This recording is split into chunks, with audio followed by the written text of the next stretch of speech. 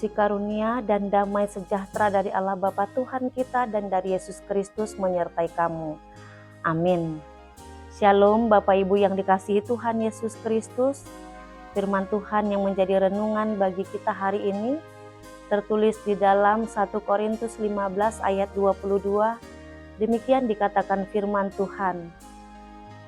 Karena sama seperti semua orang mati dalam persekutuan dengan Adam, demikian pula semua orang akan dihidupkan kembali dalam persekutuan dengan Kristus.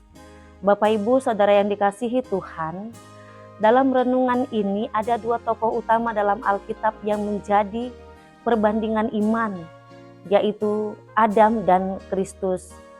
Kalau kita membaca dalam Roma 5 ayat 12-21 yang menegaskan bahwa dosa telah masuk ke dalam dunia oleh satu orang, yaitu Adam. Tetapi kasih karunia Allah dan keselamatan kekal dilakukan dan dinyatakan oleh Allah melalui satu pribadi yang mulia, yaitu Yesus Kristus. Karena dosa Adam dan kejatuhan manusia ke dalam dosa, maka penderitaan dan maut mengintai umat manusia. Maut telah menjalar kepada semua orang karena semua orang telah berbuat dosa. Karena dosa itulah maka semua orang mati dalam persekutuan dengan Adam. Tetapi kasih karunia Allah jauh lebih besar daripada dosa dan pelanggaran manusia. Itulah sebabnya Allah mengutus putranya Yesus Kristus sebagai jalan keselamatan. Jika oleh dosa satu orang maut telah berkuasa kepada semua orang, maka oleh karena satu orang yang benar dan taat, maka semua orang menerima kelimpahan kasih karunia dan anugerah, yaitu Yesus Kristus. Kasih karunia akan berkuasa oleh kebenaran untuk hidup yang kekal di dalam Yesus Kristus Tuhan kita. Maka semua orang yang hidup dalam persekutuan dengan Yesus Kristus akan memperoleh keselamatan dan kehidupan yang kekal.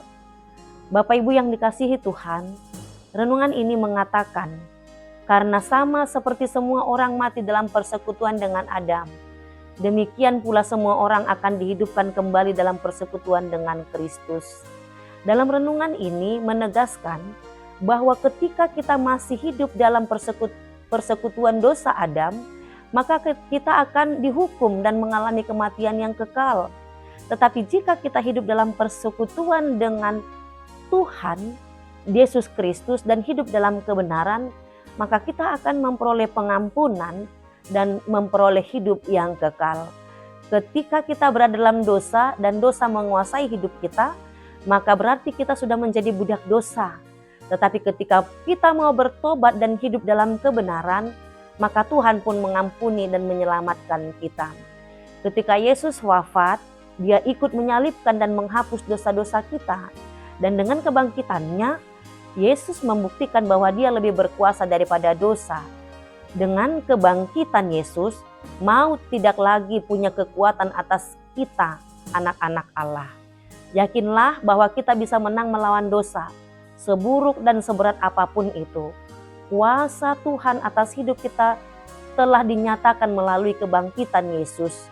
Dengan kebangkitan Yesus, maka kita telah diselamatkan. Kita bukan lagi menjadi budak dan tawanan dosa, melainkan pemenang. Kebangkitan Yesus berarti kita punya hidup baru. Setelah kita mematikan dosa-dosa dan menyalibkan keinginan daging, maka kita akan bangkit dan hidup dalam hidup baru. Manusia lama kita telah dikuburkan. Kita adalah manusia baru, ciptaan baru. Oleh karena itu, kita orang-orang percaya yang telah memiliki kepastian akan kebangkitan Kristus dituntut untuk hidup dalam kebenaran. Kebenaran inilah yang menuntun kita hidup dalam keteguhan iman, sehingga kita dapat melakukan banyak hal yang berguna dan menyenangkan hati Tuhan. Maka hendaklah kita hidup dalam persekutuan dengan Kristus agar kita beroleh keselamatan dan hidup yang kekal. Amin. Tuhan Yesus memberkati. Shalom.